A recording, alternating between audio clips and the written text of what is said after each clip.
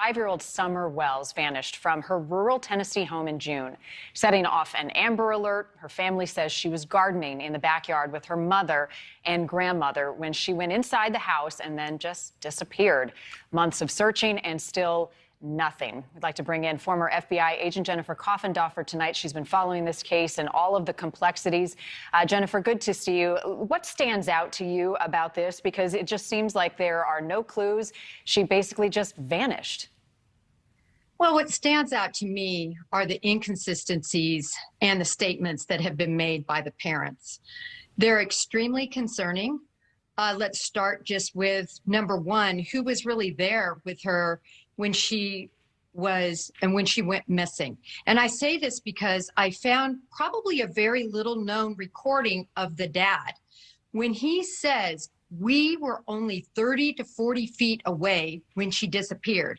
Yet, according to the 911 operator, the mother had gone on a walk and returned and she had disappeared.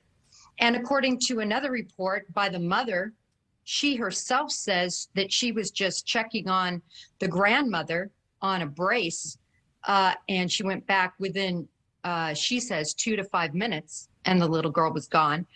And there's more inconsistencies and unusual statements beyond that. For instance, returning. Go ahead. Oh, I'm sorry, Marty. Speaking of her in the past tense, very early on, and also very early on, saying that they truly think she is dead.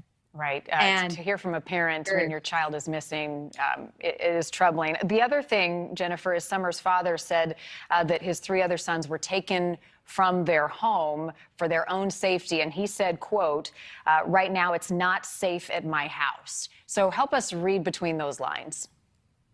Well, that family has been accused, and actually there have been charges filed regarding domestic abuse by both the mother and the father historically.